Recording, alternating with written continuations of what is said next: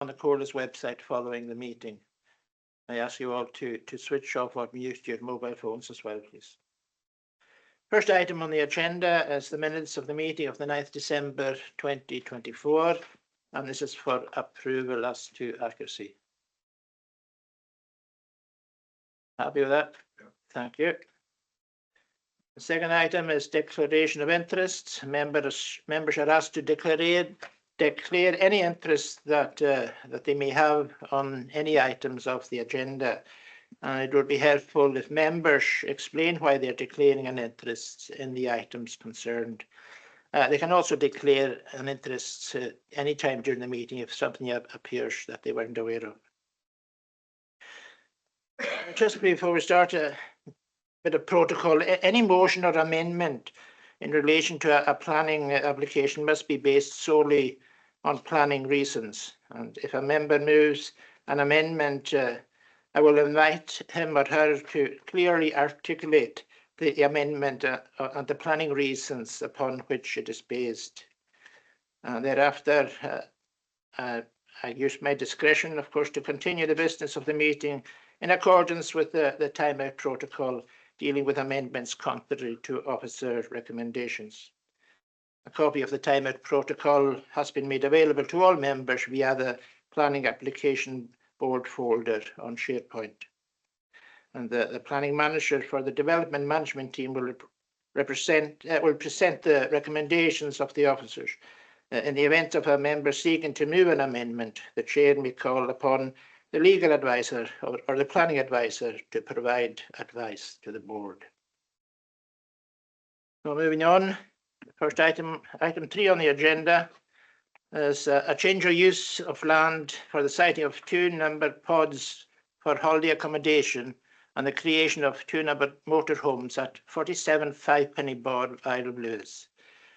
This report recommends approval subject to conditions of an application for the change of use of land for the siting of the 2 pods for holiday accommodation and the creation of 2 motorhome pitches. Since the planning application has been the subject of 6 or more representations, the planning application cannot be determined under delegation, and in accordance with the scheme of delegation is referred to the planning application board for decision. The report sets out a description of the proposed development and the site and its context, together with the advice of consultees and the contributions submitted by the public. This is followed by an assessment of the proposed development against the policies and the provisions of the development plan, and as regard to all the relevant material planning consideration. The conclusion and recommendations are for approval subject to conditions that will mitigate effects.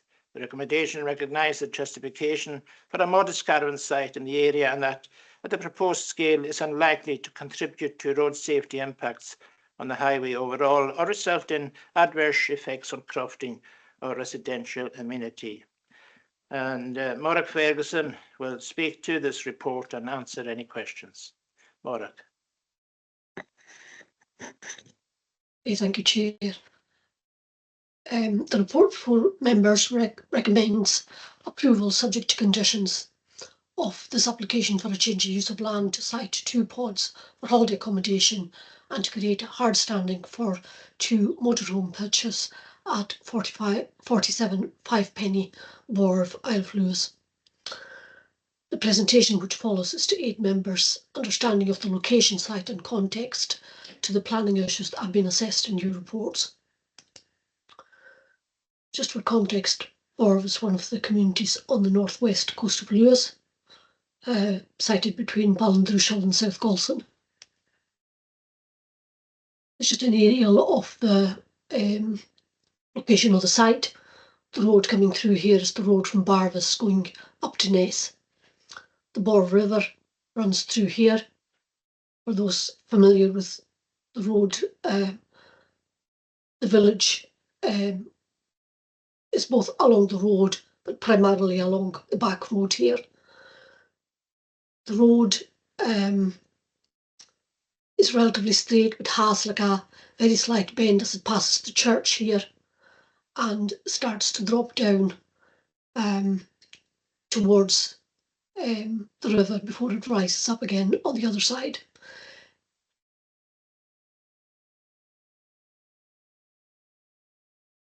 The slide just shows the detail of the application. So first of all, on the inset slide here, you can see this is the extent of the crofting parcel, of which the application forms a small part. The property here is the property that belongs to the applicant. The site itself would have proposes that the 2 pods be sited against the back fence, with a parking space for each, and that 2 motorhome pitches be sited facing northwest. It's proposed that the existing access into the field is increased in width to 6 metres, and some of the gorse bushes that are beside the road here would be removed to improve visibility looking to the northwest.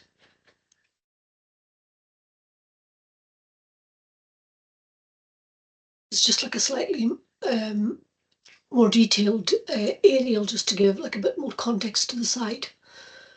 So application site is here with an access coming in off the main road, and that would be an improved access to that which is currently a croft access. There's a dwelling house here. The dwelling house of the applicant is here. The Borv mini market and petrol station and the forecourt are located here on the side of a road junction that goes into another part of the village. This building here is the Borv medical practice, and then the next junction along the road is into the Borv Country House Hotel and the self-catering accommodation that's associated with that hotel. Pods are fairly regular, 6 metres in length, 3 metres in width, and just over 3 metres in height, and fairly typical of the nature of pods that you see in different parts of the Outer Hebrides nowadays. The main planning considerations are whether the principle of having a small caravan site within a rural settlement, road safety in particular, access and egress onto the main road from Barvas to Ness. Some concerns raised over the compatibility of tourism facilities, in particular caravan sites, with neighbouring uses, impact on landscape, visual amenity and placemaking, and considerations for waste management.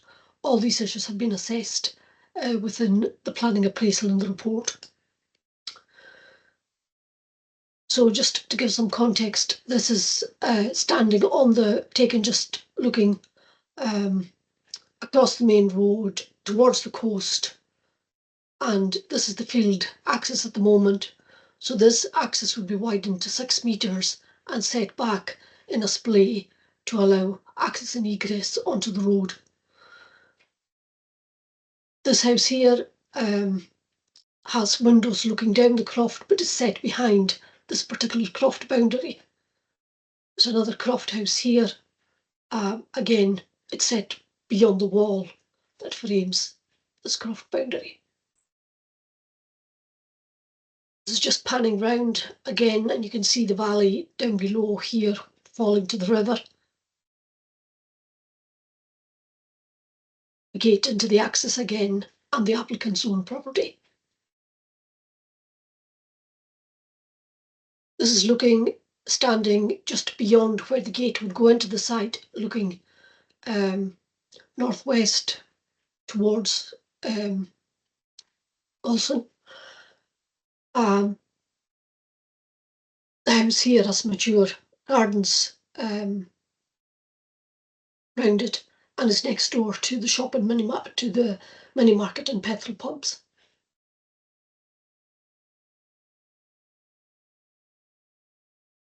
This shot is taken from the forecourt of the mini market and is looking back up the road.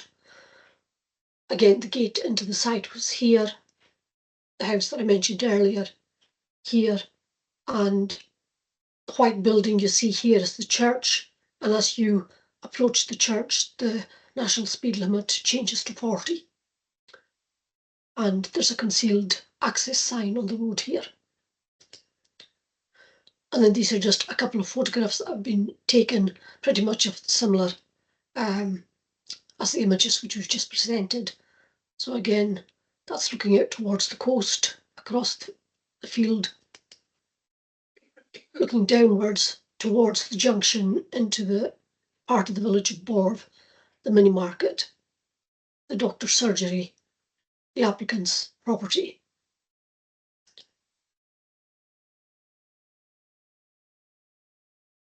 And finally, just the kind of bottom end of the croft there. That concludes the presentation. The recommendations for approval subject to the conditions set out in Appendix 1 to your reports, these designed to mitigate any adverse effects. I'm happy to take any questions. Thank you. Thank you, Morag. Anybody got any questions for Morag? In here or online? John Norman? Thank you, Chair. It was only last night, actually, I read this and I seen it, and to date, nobody had mentioned it to me before that was going ahead. I can't say I'm comfortable because, okay, I was reading the objections, and yes, there have been plenty of people who have come to us with regards to speeding, and there has been quite a numerous accidents on that area. It's a fast road. I know it comes into 40, but as we all know, people don't do 40. I just find it there's too many accesses into sort of, for example, Borv Shop, the surgery, Borv House, access into the back roads to the church, into Fivepenny itself. I just find another one, it could cause problems for us, I would say. And knowing the history of the area, definitely. So I'm not comfortable, but that's not sort of a planning reason. Thank you. The site is, it mentions in the report that this, and I'm sure Maura can verify that the traffic situation isn't too much of a concern. Maura? We have consulted with our colleagues in roads, and roads do not object, subject to the access being widened to the 6 metre and constructed in accordance with the guidance that they've provided. Well, I'd just like to say, yes, I quite believe roads would have checked it out, and it would be, you know, I'm sure when they've done their checks and all that with 100 meters visibility and all that, yes. But my worry is that if people stuck to the speed limit, yes, but they won't. And it's going to make the road a lot more unsafe. Thank you. Are you wanting to put forward an amendment? Well, if I could, yes, but I'm, you know, it's a difficult one. I would like further investigation into it, if that's possible, for us to actually go and see the area. You know, I mean, maybe if that's a proposal, let's just propose just a wee bit more sort of information. Go and see where we are and all that, and so that people can see exactly what's involved.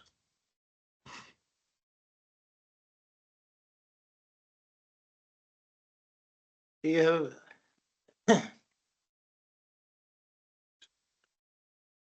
Yeah. Yeah. Do the rest of the board feel that we have enough information from the report here, or are you amenable to a site visit?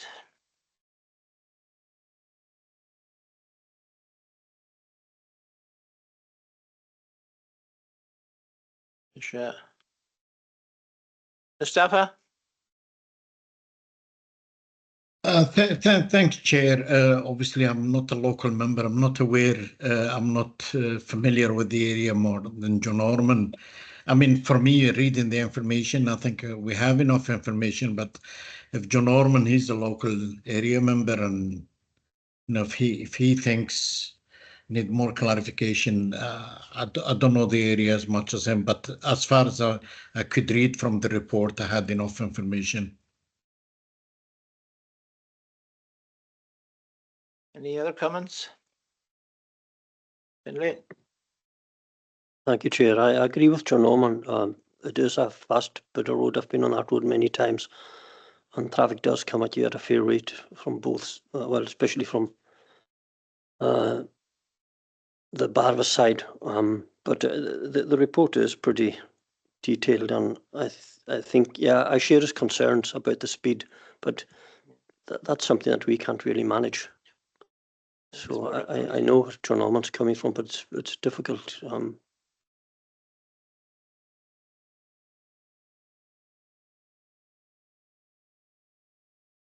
What do you say, John Norman? Yeah, you want to still go ahead with a site visit, or are you got a seconder? Well, if possible, if there's not a secondary one, obviously it can't happen, but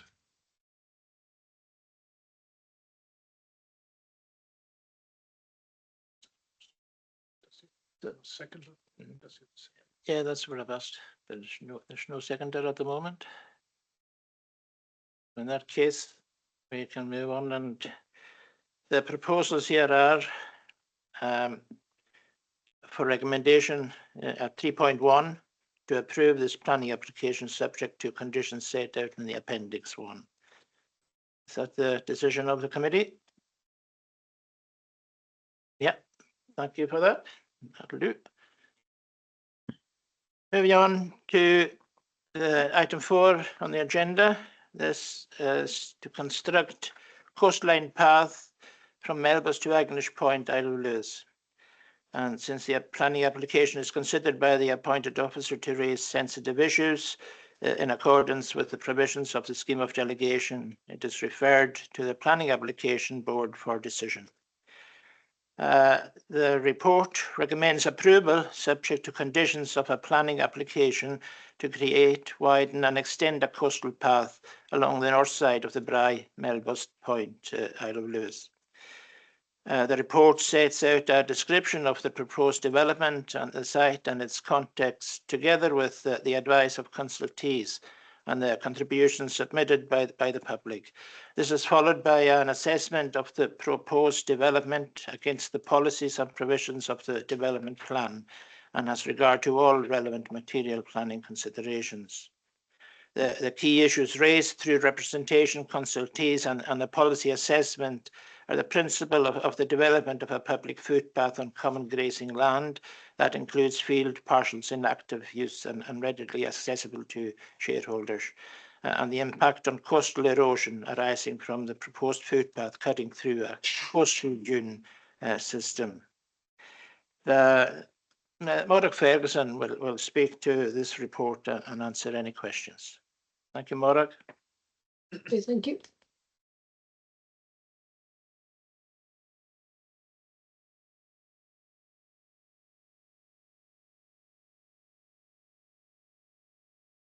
So as the Chair says, the report before members today recommends approval subject to conditions of a planning application to create and widen and extend a coastal footpath along the north side of the Bry from Melbus to Point on the Isle of Lewis.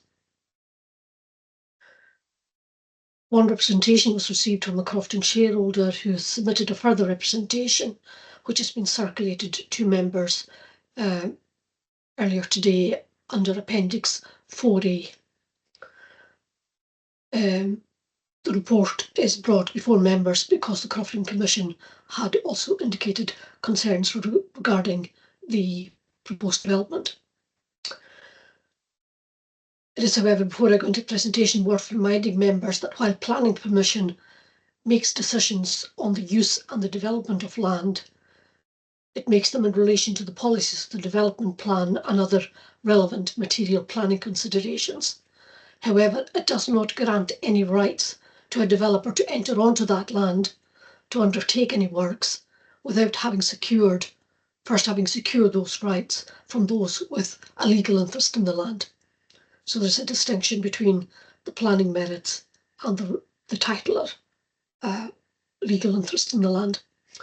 The presentation which follows is to aid an understanding of the location, the site and the wider context to the planning issues which have been assessed in the report. So for members perhaps less familiar, the Brae is an isthmus of land between Melpost and Point, and the application relates to a proposed path on the north side of the Brae. So this just gives like a slightly more detailed. You can see the village of Melpost, Brannahui here, the loch here, a very narrow coastal strip here above the coast, slipway here, there's another slipway here, and the Agnish Cemetery, which is in use here. And then there are obviously Land Raiders Monument and some listed buildings, scheduled monuments, the Uy Church and graveyard in this area here. The Brae itself, the road across to Point, the main road across to Point, has a footway, and midway along the Brae there is a small parking area with a public toilet.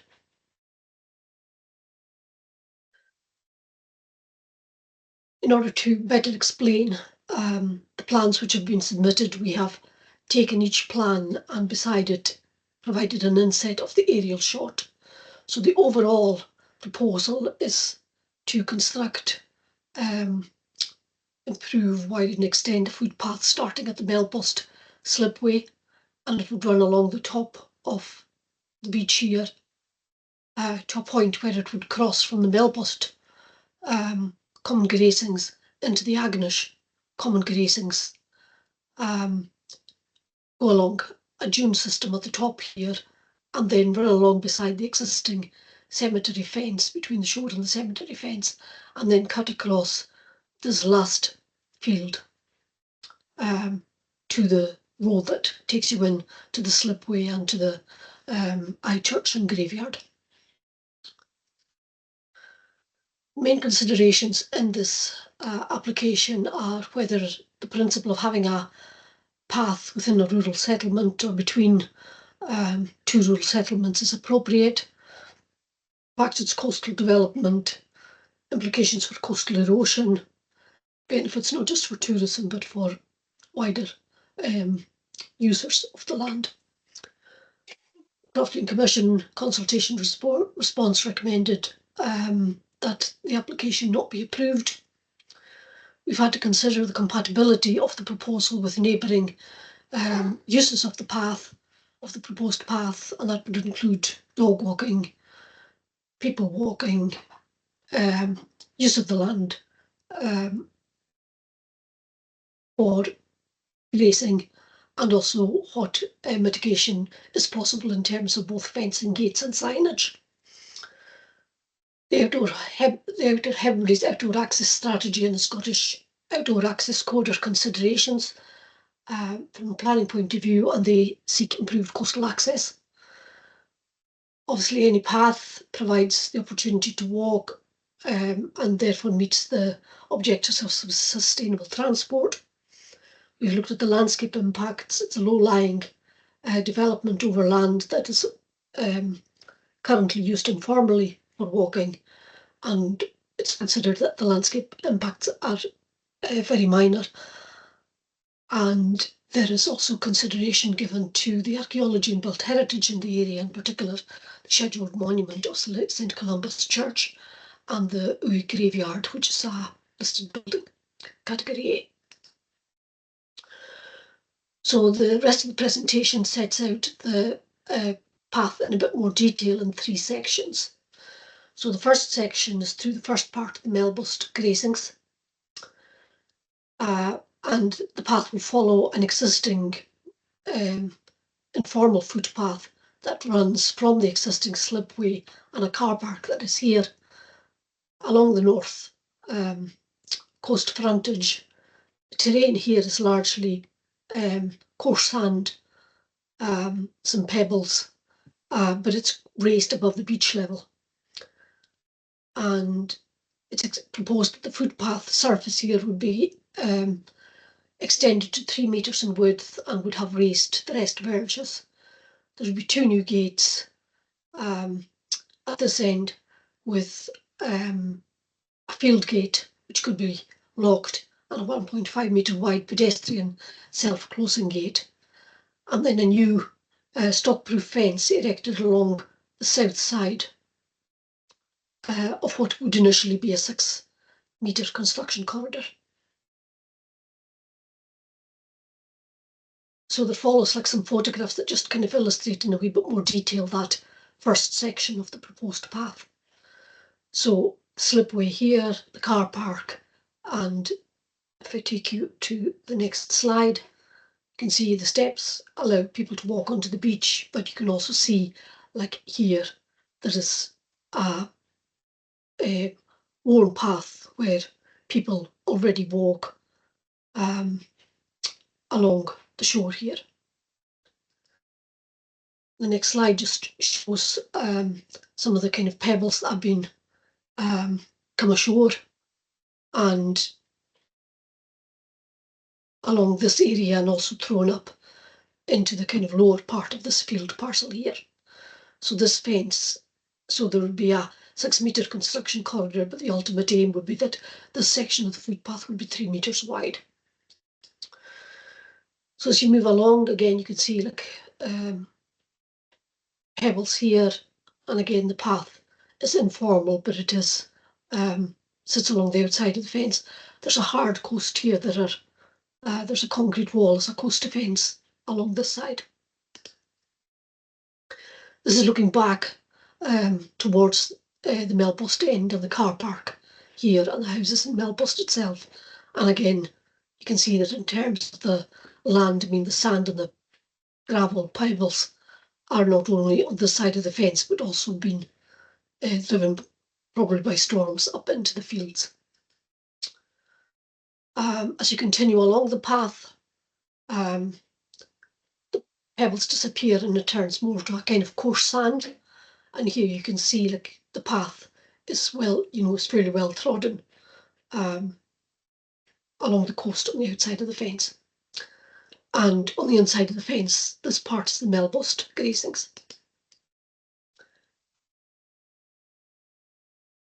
There's further, where these metal railings are, there are further steps onto the beach, and then you go through this bit of sand and you carry on further along. So the middle section, again, you're still in the Melpost common grazings here as the path comes along, still remaining by the coast alongside the hard coastal defences until it reaches the boundary with Agnish. And here there would be a further construction corridor, initially 6 metres, to allow access for plant and machinery and materials to be brought in for the construction. Post-construction, that corridor would be narrowed to 2 metres of the footpath. And again, the proposal is that a fence would be erected, a new fence, stock-proof fence, would be erected all the way along here. And then there would be 2 new field gates at this point as well, a 3-metre wide field gate which could be padlocked, and a pedestrian self-closing gate. So again, like this is the aerial here, again, part of the Melpost grazings. The proposed path would follow along the coast, construction access coming in here.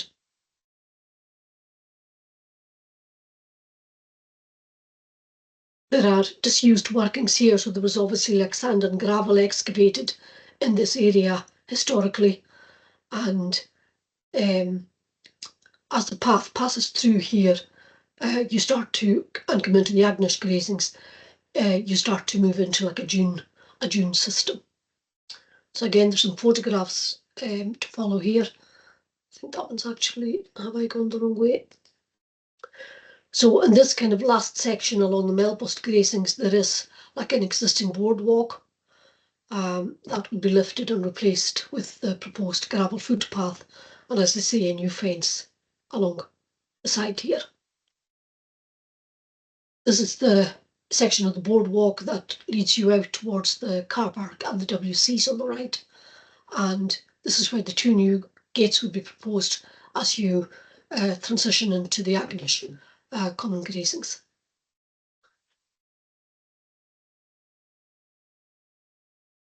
It's worth pointing out that on this is where the workings were, so there was obviously like material excavated from here in the past.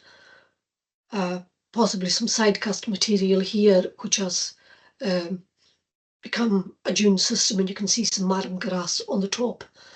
As the path would pass through here, the path would transition slightly inland and move on to the top of the dunes. Sorry, I'm going the wrong direction again. So this is standing on top of that kind of raised area of dune, looking back along. You can see where the steps go down into the shore there. So the applicant has provided a cross section, and this is this section again that just shows that between what is term change 6.5 and 7.5, they've provided a kind of more detailed cross section that just shows the change in levels. So the infill would commence really at this point here, and where there is areas of green shown on this map, the land would be raised, and they would be looking at dressing off the side of the slopes here and planting marram grass at a density of 5 marram plants per square metre. Those areas would be enclosed by fencing in order to protect them while the marram became established. It's also proposed that there would be a fence running along the rear of the north of the path, tying into the seawall area, and making it inaccessible to this marram replanting, to make it inaccessible both to dogs and people. So this really is just like a longitudinal section that shows that the path would kind of rise from above the seawall, climb up over onto the existing dune, and then there would be a degree of infill as it progresses up onto the top of the dune system. And then these are longitudinal cross sections that just show at each point. So the path would initially be at the level of the seawall. There would be a bit of rock fill, and they would dress off with soil and marram. And as you go on to the steeper slope, there would be more fill, more protection, soil added with marram and surfaced. And then again, like this is looking along the top of the dune system again, like it is walked. The disused workings where obviously sand or gravel was excavated in the past. I mean, that's now regenerated, and that forms part of the Agnish grazings. And then just continuing along. And then the final part of the proposed path would run along the northern perimeter fence of the Agnish cemetery. At this point, the path would narrow to 2 metres. Again, it would run between the fence and the seawall. And when you reach the end of the cemetery fence, so I've got a photograph here. At the moment, this area of land is open. The proposal is that there would be a fence. There would be further gates here, and this fence, a parcel, like a field parcel, would be created in this area with another gate coming in at this end here to allow access into that small park. And then at the end there would be the same 2 gates, field gate and a pedestrian gate. On the aerial you can see the extent of the existing cemetery here, the Agnish cemetery, and then down here you see the Uy church and the category A listed graveyard.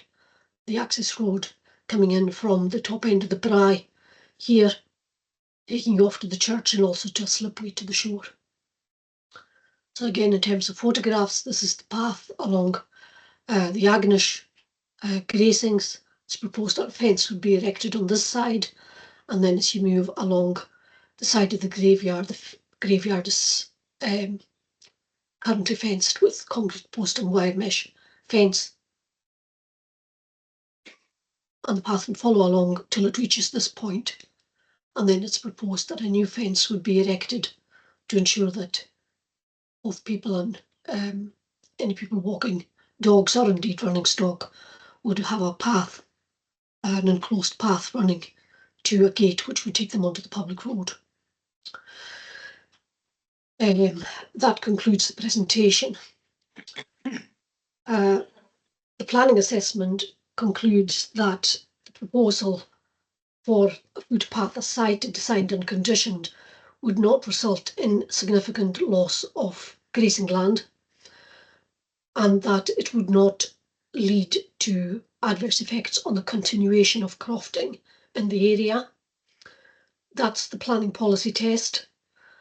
A recommendation recognises the role of the Crofting Commission in planning and balances that with the sustainable transport, public health and recreational benefits of extending a network of off-road public access footpaths. The recommendation is for approval subject to the conditions which are set out in Appendix 1 to your reports. I'm happy to take any questions. Thank you, Morag. And I think those of us familiar with the area will agree that's a very detailed and informative report. Any comments or questions to Morag? Yes, George Murray here. I'm stuck on my phone and I don't have all the facilities of my computer, but it's just for the minute and observations, Morag. Firstly, there's an inadequate amount of parking at the Melbourne end, in my opinion. On the bus, people sometimes park in the bus turning area at the bottom of the village. That's my first point. Second point is almost no dog fouling bins are available at present along that path. There's one that has been disused. There's one at the Melbourne end, but there's none on the path. And the third point, and I'm not, this is just observations, and perhaps I'm out of order in raising them in this forum. The third one is the toilets halfway along the path are an utter disgrace and could really be done with being upgraded, given the larger number of people who will be using the path. Thank you. Thank you, George. Finlay? Thank you, Chair.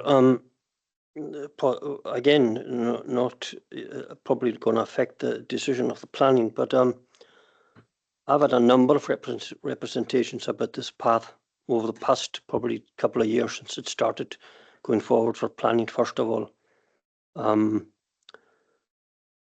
And coming here and, seeing this now, I would be far more comfortable if we were sitting here and there was agreement between the landowner, the tenant and the applicant, which at the moment there is not. As you can see in all these representations that we've all received, Agonish Common Grazing do not want this path to go ahead because of the land they're going to lose.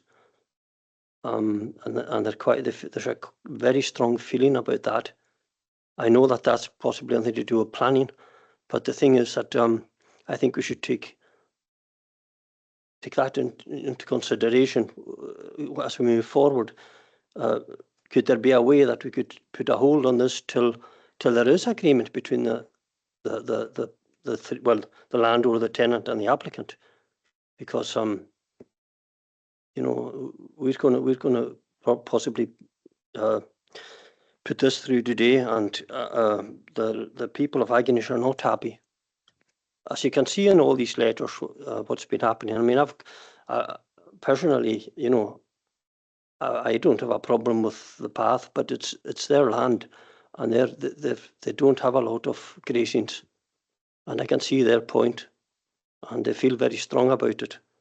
The other thing I have is that path is going right beside the graveyard, and some of these graves are pretty close to that fence. So if there's going to be a lot of, it's sandy soil with a lot of movement, has any consideration been given to that when they start digging right to the fence, that some of these graves might start shifting and moving? I don't know if that has. I would think so. I would think there would be, but it's just an observation I thought about myself when I just looking at these photos. Some of these graves are tight to the fence, and to get 2 meters on there, I don't know why it has to be. If it's about, and it is about the amount of land that Agonish are losing, why it has to be 3 meters wide in places, I don't know. I'm sure 1.5 meters is wide enough for most paths. But it would be far better, I think, if we're sitting here and all these bodies were together on this. And that's my feeling, and having probably half a dozen representations from people in Agonish about it. There's a strong feeling in that area, and I can see the point of the applicant as well. They want to enhance that area, but it's difficult to enhance something on land that doesn't belong to you.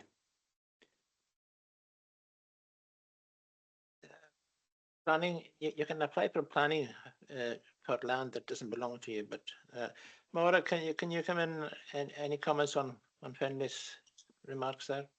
Yes, really, I would just remind members that the grant of planning permission does not convey the right to enter the land. We're considering whether the proposed use would be compatible with the land that's there. And on a planning assessment, our report concludes that although there will be some loss of grazing, it would not result in the loss. It would not prevent the continuation of crofting, which is the planning test. My understanding is that the section through the Agonish grazings would be 2 meters wide, and that the proposal is to lay terram on the ground and surface with a stone and dust. It wouldn't necessarily involve digging where the surface is already level. Mustafa, you come in. Thanks very much, Chair. It was just a quick clarification, I think, Maura, just regarding the area. Does that area suffers from flooding during the winter? Does it get affected by flooding or anything? My understanding is that the ground level is above the 5 meters contour, which is what we use as the test for flooding, but it will, I suspect, given its proximity, be in what I would class as the splash zone. So in extreme bad weather, I would imagine that the waves will come up on that, on those sea defences, and certainly at the Melpost end, that's indicated by the shingle having been thrown up into the Melpost section of the grazings.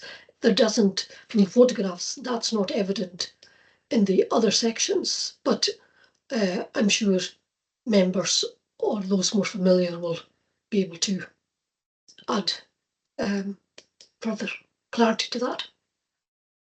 Yeah, just obviously concerns in terms of increasing, especially I think Finlay asked the question I was going to ask about why 3 meters of the path, and just does that increase health and safety issues, with increasing people using the path? So yeah, so just for clarification, thank you. John Norman. Thank you, Chair. Yes, I understand what Maura was saying. You can apply yourself. You can apply for planning permission anywhere. That's true, but I mean, I've been at Grazing Clack for many a year. Now the thing is, if the common grazings are against this, and I've just seen, well, I saw on the presentation that the Commission are also against it. Well, obviously, the applicants will not be able to enter that land. So they would have really known this long before they started the application. So why did they bother? This is just to cause a wee bit of friction and trouble, because I don't see why they're applying and they are not allowed onto that land. Thank you. George, do you want back in? No, thank you. No, It's just a legacy hand you've got up, is it? sorry, I beg your pardon. Okay. Right. Finlay, do you propose an amendment here, or do you want to oppose this recommendation? Well, I don't know if I can put forward an amendment to have it kind of suspended at the moment till all parties agree. I don't know if that is if I can do that or not, possibly not, but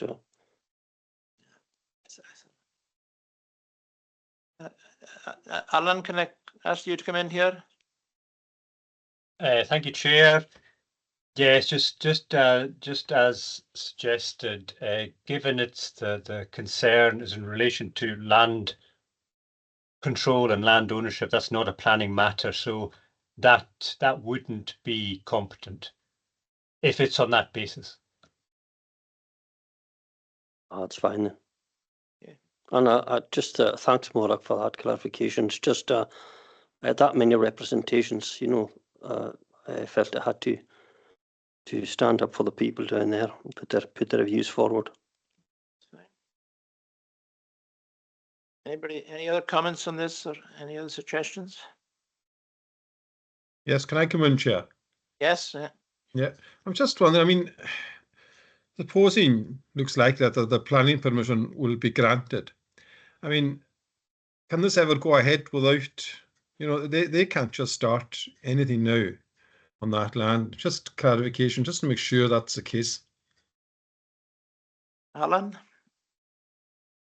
Well, I suppose that's beyond planning, really, and it would be speculating. But as you indicated yourself in your own position, you saw it being very difficult to do, and I would be inclined to agree with that. But that's not really for discussion here. But I think you're probably right.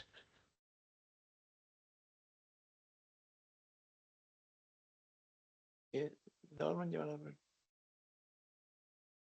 Yeah, thanks, Chair. I'm not a member of the Planning Committee.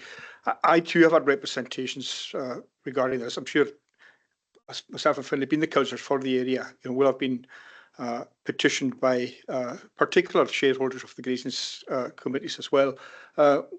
My concern is, same as Finlay mentioned before, the integrity of the graveyard and that particular side of things with a 3-metre path. It's a very wide path, and if anybody's walked that path, and if you were to have a site visit down there, you'll see the amount of erosion that's already going on down there. And my fear would be that the integrity of the graveyard itself might be compromised, because it was a very rough sketch that I saw there for the Tiram, etc. That's going to be supporting the path on that particular route. I don't know how robust that would be, given the battering that does take. You know, I've been on that wall before, and I felt the thumping of the waves against it, and it is subject to considerable erosion. In saying that, I do recognise the good work that the Point Coastal Path Network has done in bringing people to the paths and the coastal walkways of Point as well. So whilst recognising that a path network in Point has many benefits, I worry as well about we mentioned that the integrity of the graveyard and the church at St Columbus, which I hope won't at all be compromised. But you know, in balancing up the good work of the Point Coastal Path Network as well, I do worry about the integrity of the graveyard and the erosion. We've turned down previous planning requests here because of future erosion in the Western Isles. That's particularly with a macher soil where there's no actual wall or supporting buffer against the sea. I think this is a particularly difficult area to do any long-term works on, where the support of the path it won't be compromised at some point. You know, it will need to be very robust to support a 3-metre path. I mean, and the finances to support the whole network going from Melbourne all the way down to Agonish, I don't think are going to be cheap either. But that's neither a planning concern or otherwise. I don't have any objection to it other than the integrity of the graveyard itself.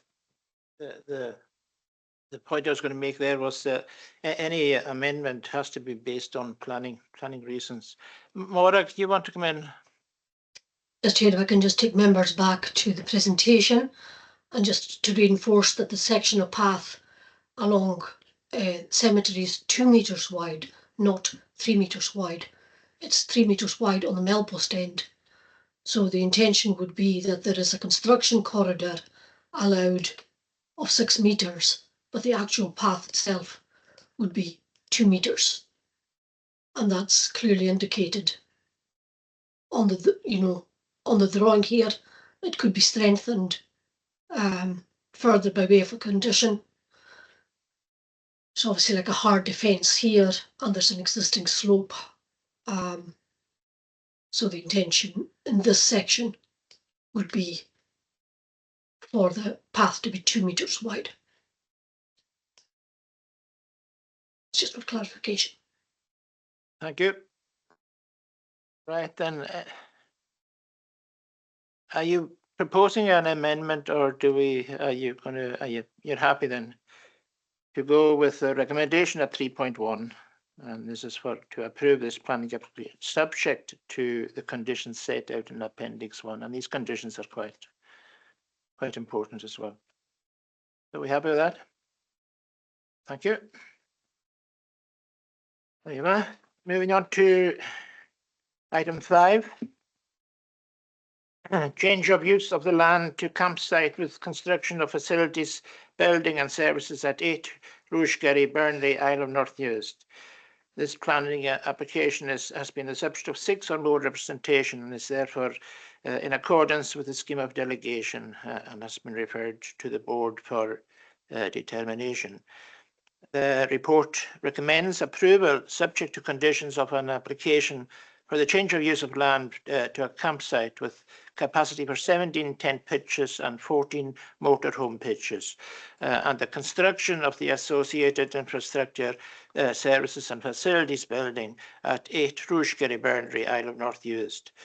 The report sets out a description of the proposed development, the site and its context, together with the advice of consultees and the contributions from the public.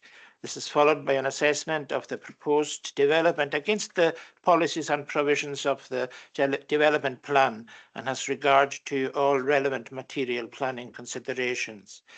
The key issues raised by contributors, consultees and the policy assessment are the principle of the development of a campsite on a coastal Machair site within a rural settlement, residential amenity impacts, road safety impacts, proximity to listed buildings and a conservation area, impacts on landscape, habitats and species, the effects of coastal change upon the proposed development, and the proposed development upon coastal change on a soft coast that has suffered recent erosion. The conclusion and recommendation for approval is a balanced one and is subject to conditions that will mitigate effects and secure finalised details of layout and management plans. It recognises the justification for a caravan and campsite in the area, as well as the constraints and, in particular, those arising from coastal change on the site proposed for development. Morag Ferguson will speak to the report and answer any questions. Thank you, Morag. Thank you, Chair. As the Chair says, this is the report before members recommends approval subject to conditions of an application for the change of use of land to a campsite with capacity for 14 motorhome pitches and 17 tent pitches, and would involve the construction of a facilities building and the installation of associated infrastructure and services. The presentation is to aid in understanding of the location, the site and the wider context to the planning issues which have been assessed in the report.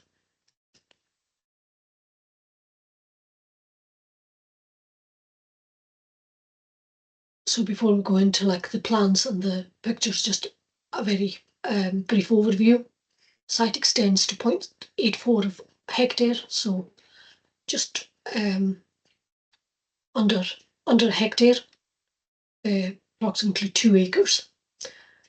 The site itself is Machair-like soil, primarily sandy. There are large patches of marram grass on the seaward edge. There's also large areas of flat grassed areas, and there are tracks which are worn from existing vehicular and pedestrian traffic, and that vehicular traffic is probably a combination of existing use by agricultural vehicles and also use by camper vans and tents during the tourist season, because the area has long been used for that, albeit not on an authorised basis. The seaward edge is a soft coast, and like most Comhairle, is prone to erosion and to coastal change. The croft of which the site forms part is quite a large croft. It's 17.4 hectares in size. There are other crofts in the vicinity, and the majority of the parcels of land are agricultural land. There are residential houses dotted along through the village of Rushkery and along the East Beach road here. Active agriculture in the area, and there is the adjacent beach to the east and the south. Rushkery Conservation Area lies to the west, and there are listed buildings both within the conservation area, and there are also some other listed buildings northwards from the site. The site itself is not designated for its habitat nor for any species, but it is within the South Lewis, Harris and North Uist National Scenic Area, as is the whole of Berneray. So the island of Berneray, the actual location of the campsite, is in the kind of northeast coast of Berneray, or the northeast corner. Oh, sorry, I just clicked the wrong thing there. So this is just a kind of aerial view of Berneray, the causeway coming across to North Uist. The road onto Berneray hugs the coast, coming round the bay here and heading out to Rushkery Conservation Area in this area, and I'll just show you that on the next plan, and the proposed location of the campsite here. So this area here is the kind of village of Rushkery, and the proposed campsite is roughly indicated in the red dotted line on the southern tip here. East Beach is both a popular beach for visiting by both residents of Berneray from wider kind of North Uist area, and popular during the tourist season as well. You can see the kind of areas of agriculture ploughing here. And if I take you to the next slide, it gives just a slightly graded detail. So the croft boundary is the fence line that runs here. This field here is an agricultural use, as is this field here, which is fenced along the back. This also forms part of the croft. There's a old croft house here, which has got planning permission for renovation, but still in a semi-derelict condition. And at the back here is a Category A listed building in Byre, which is part of the MacLeods of MacLeod, and connected with Rodel. So it's it is listed as Category A, but it's like in a pretty poor condition. The public road coming in, this is the former school, the former Berneray School. It's now converted into 3 flatted units, and the main road comes in to the far tip of the northeast of Berneray along here. The junction here, you can go straight ahead into where the farmhouse was, and there are a number of other buildings which are accessed along the Magher track here. The main road runs along here. There is a current access into the area of land here, and it's proposed that a formalised access and control point with cattle grid would be installed here. The site changes. You can see that the areas that are in a slightly different colour of green, these areas are mown or are flat grassed areas, and these kind of areas coming in from the seaward edge are the areas of marten grass that are formed primarily on wind-blown sand. There is quite a drop from ground level to beach level, if you like. So it's probably between 1.5 and 2 meters drop off the edge here.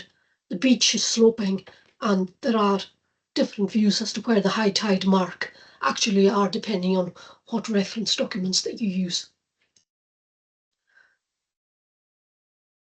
So this is the proposed site layout, and my next slide will take you to this in a little bit more detail. So again, like the road coming in, public road coming in and travelling this way over to the far end of the village, and there's a turning area at the far end. As I said, there is an existing track point of access which you can see here, and the intention is that there will be a new 6-metre gate with cattle grid and hard surface created in this location to provide access. The areas highlighted in green would be grass reinforcement matting in order to maintain the Comhairle soil, so it would be like the kind of hard cellular matting that you sometimes now see in car parks. The camper van pitches similarly would be like a green plastic matting to be used to protect the Comhairle soil.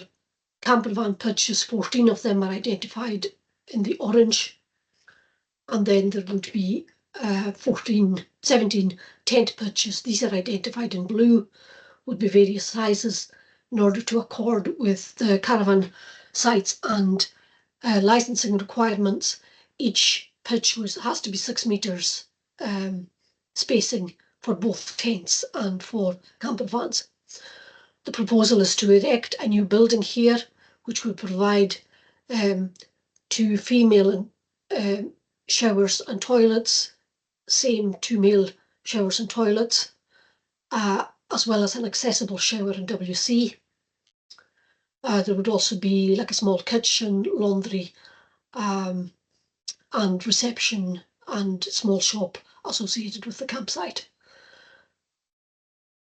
The land at the back end of the site here is raised up, but it's the land kind of right. There's a kind of flat area here, and then you can see the contours here. The land rises. The proposed building would be above the 6-metre contour, and the soakaways for the septic tank and the grey water would run into the field that are immediately on the same level behind. So that's that kind of field that's currently also increasing. I just take you in just in a bit more detail so that members can just see. So proposal here for a new entrance, concrete bell mouth, a cattle grid to be set 3 metres back from the edge of the public road. There would also be a passenger gate at the side of the cattle grid. The bin storage recycling area is currently shown here. Roads have some concerns over whether it has potential to affect the visibility on egress, and have requested that through condition that the siting of that be looked at again. So that's something that could be fairly readily addressed by condition. There would then be an area of hard standing here, and there would be 4 car parking spaces, most likely in use by people arriving at the site and parking up before going to reception. The proposed camper van spaces are arranged around the areas of existing marram. There will be a fence set back approximately 10 metres from the shoreline, and the developer proposes that there will be a passenger, a pedestrian gate installed on this east face of the fence, and that a boardwalk would be constructed that would climb up over the dunes and onto the beach in order to minimise the risk of people, causing damage to the coastal edge. So there is also a proposal for a gate at the north end here, which is actually up there, where there is at present, a track. So the southern portion of the site, the car parking spaces appearing just there again, proposed facilities building, some seating area and a deck on the east side and south side.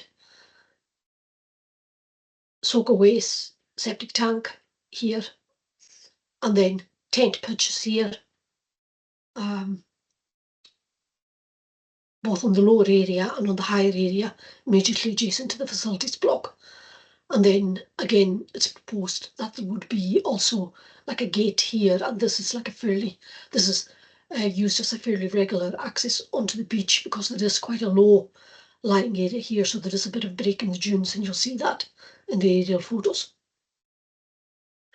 So the facilities building has been sensitively designed. It's quite a long building, but it's quite narrow in plan. It would be on the raised land at the back of the site, a decking area at the front, and some seating area with decking at the far end. It's proposed that it would be clad in dark stained wood and with a turf roof to marry in with the Comhairle landscape. We received 28 representations. Some of these were repeated by the same people. We also received 3 late representations, totaling 31. Of these, 20 representations were in objection, 7 were in support, and 4 offered comments but did not express a view one way or the other.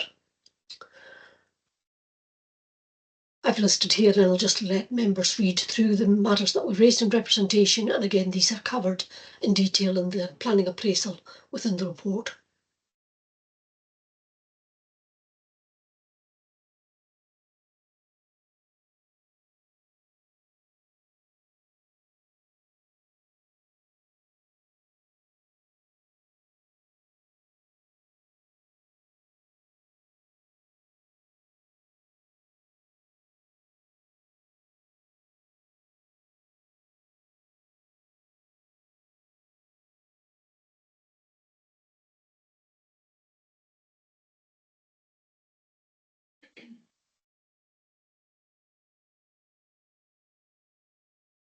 So these are the obviously the representations that have been raised in objection. That are counter representations that support the development.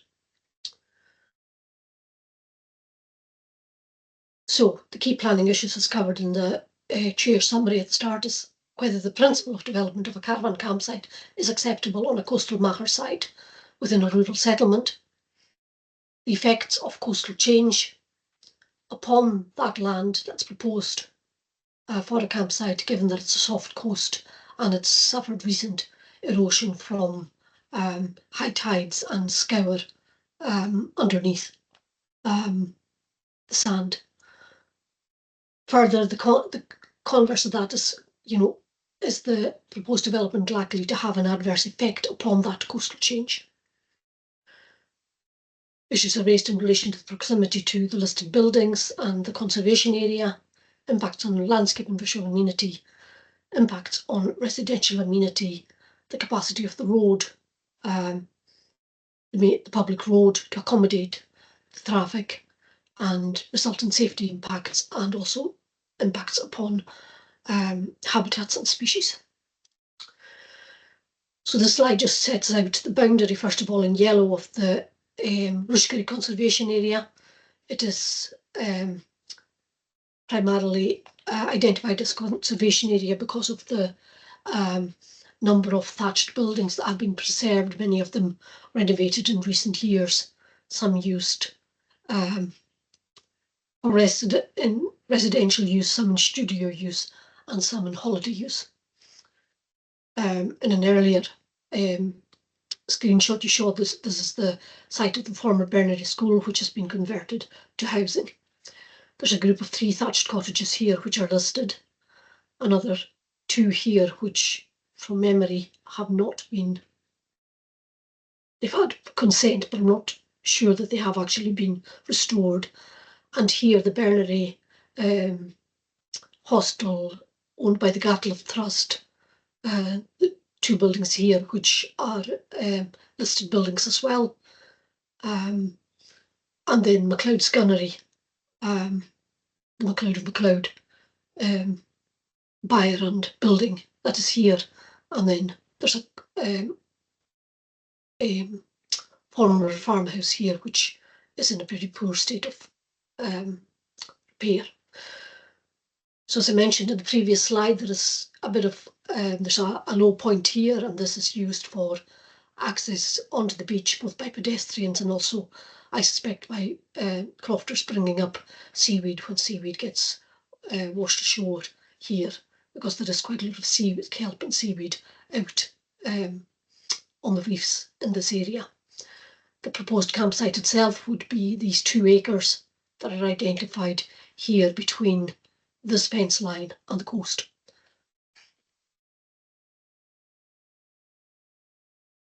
The field boundary here.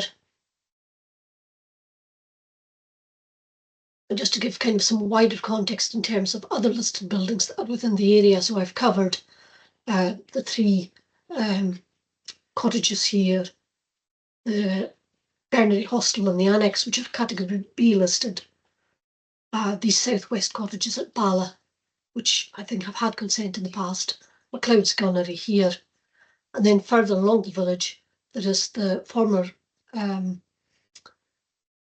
Telford former Parliamentary Church, which is here on a raised rocky knoll, and that has been converted into a house in the last 10-12 years. And then further along the manse, which related to that church, and then there are various other croft houses dotted along this coast.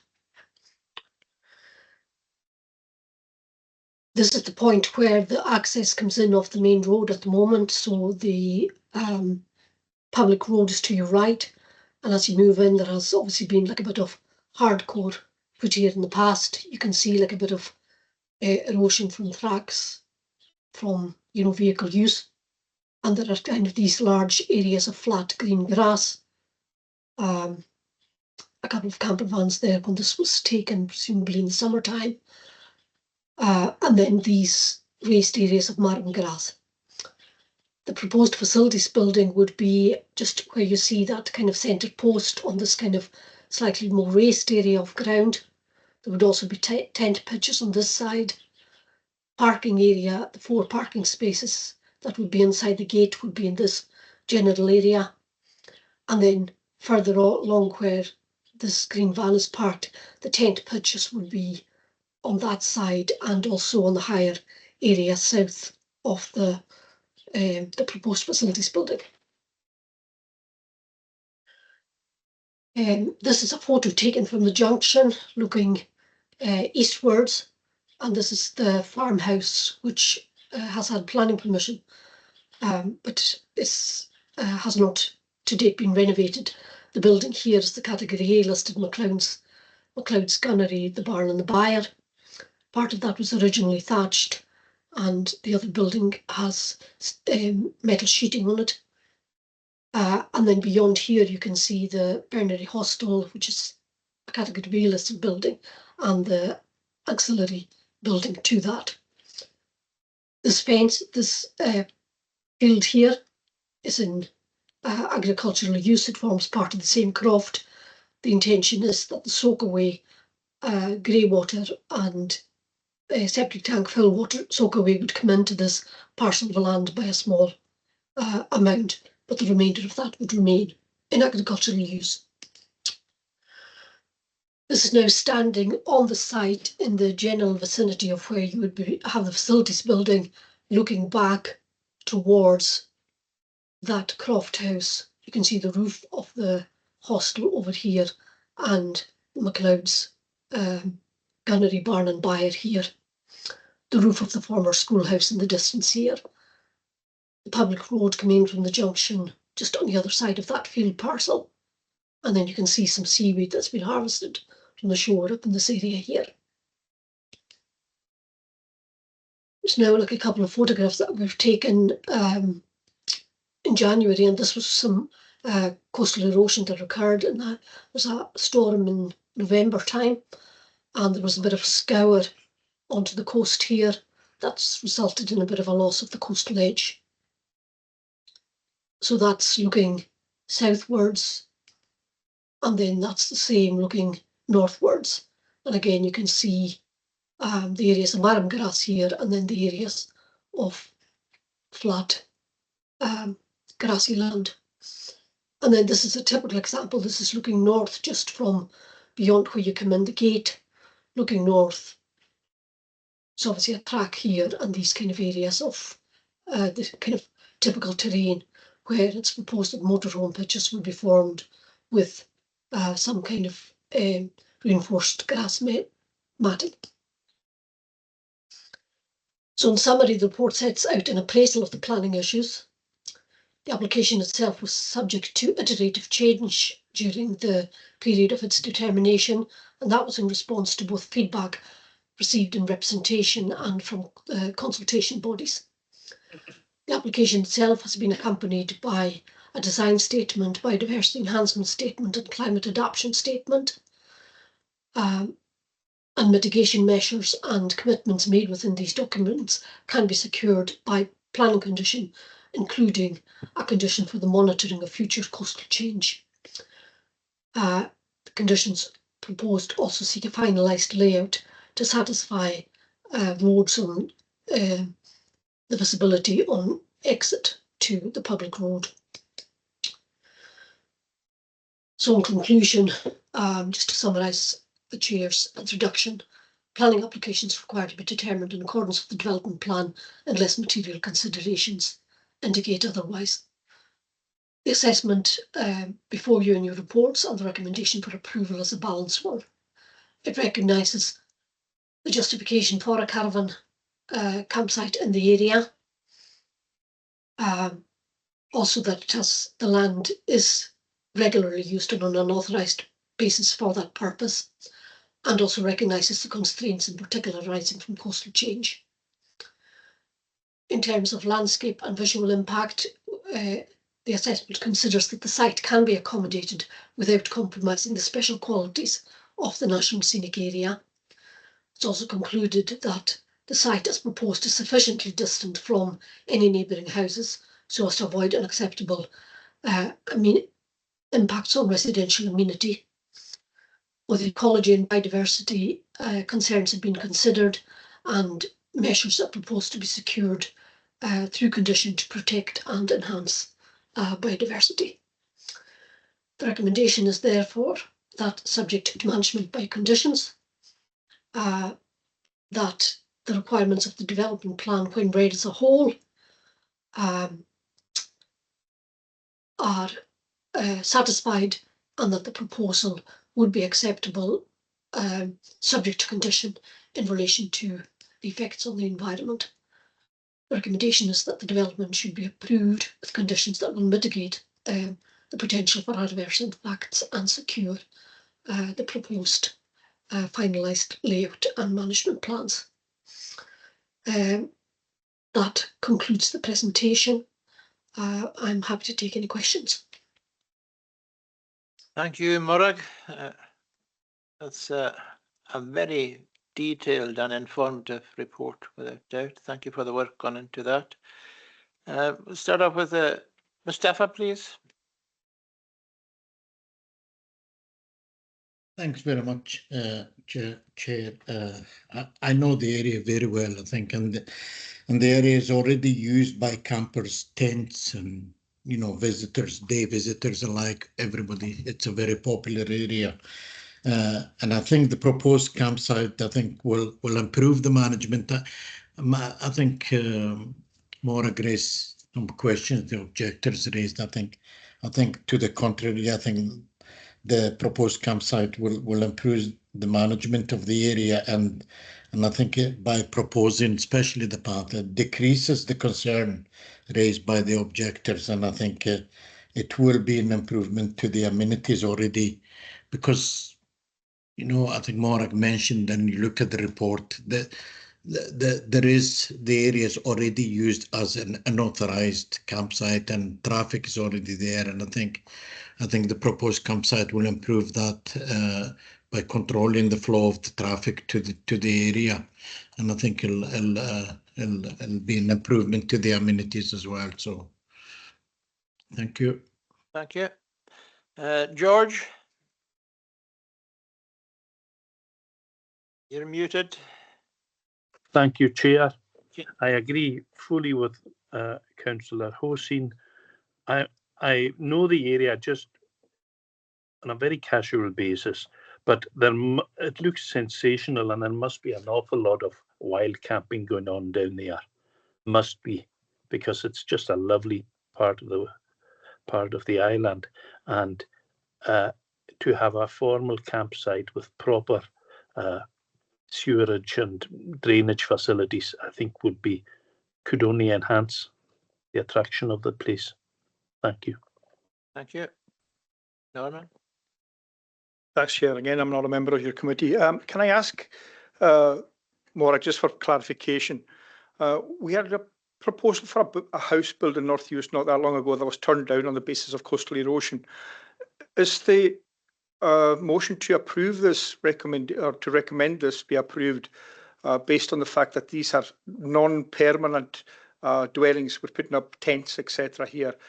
Is that any consideration in the coastal erosion issues? Because I know we did turn down a permanent dwelling in Uist a couple of years ago because of coastal erosion. Is the permanency of the dwelling a factor that's taken into account? All right. Yes, Chair, it is, because of the residential use, obviously a high risk, vulnerable use, and a permanent dwelling has like a long-term lifespan. What's proposed here on the areas that are indicated as at risk of coastal change is a change of the use of that land. There isn't the proposed building is on land that is higher and is not indicated as being at risk of erosion, insofar as anybody can predict what direction the erosion will travel. Yeah. Thanks, Chair. Thank you very much, Morag, for the presentation. My question is, if I got this right, there's a slight road that veers down to the right. I think you had a big picture of it there, where we normally allow public access onto the beach. Does that mean the public will no longer be able to use that road? Oh yeah, that was the one. Does that mean that public will be no longer discouraged from using that road to go onto the beach? And I don't know about. I can't remember at the far end of if there's other accesses onto the beach or not. I can't remember. Yeah, so at the moment there is a gate here. The land here is, the road is quite high, the land is kind of raised here and there's a slope here. So that track kind of goes down a hill. There's a gate proposed here. This land is also within the control. It's within the area to be fenced. So the gate actually won't be here. The gate would be at the end of the croft. So that's the croft boundary, which is not on the screen. So there would be a gate, like a field gate up here. The proposal is to create like a gate on the east side of the campsite here. We need to go to the map, so it's just here. So there would be like a boardwalk here. So if I go back to that slide, it's basically here. So there would be a gate, pedestrian gate here. So presumably under the right to roam, somebody can walk come through the pedestrian gate beside the proposed cattle grid, go through this gate and then use the boardwalk to go onto the beach. There's also a proposal that there will be a gate at this end, which similar, presumably people can come in and along here and exit the gate here onto the beach. So my understanding is that from the countryside code that it doesn't prohibit access onto the beach. Happy with that? There are obviously other routes onto the beach. The hostel is along here, and I would assume you can get onto the beach from this direction as well. Yeah, I think the suggestion was, would the crofters be prohibited from getting down there to take seaweed back on what you mentioned earlier? I wouldn't have thought so. because they would have the same rights to access seaweed, and there is a road here. Very good. You know, and there are, you know, the beach itself. You know, there are other points of access, I presume, onto the beach. Any more comments or questions? In that case, do you agree with the recommendation at 3.1 to approve the planning application subject to the conditions set out in the appendix to the report? Yes. Agreed? Thank you very much indeed. And again, thank the officers for the tremendous reports that we've received here today. The work has gone into them. It's phenomenal, and it negated the use for us to go to any site visits. Thank you very much indeed. Thank you. Thank you.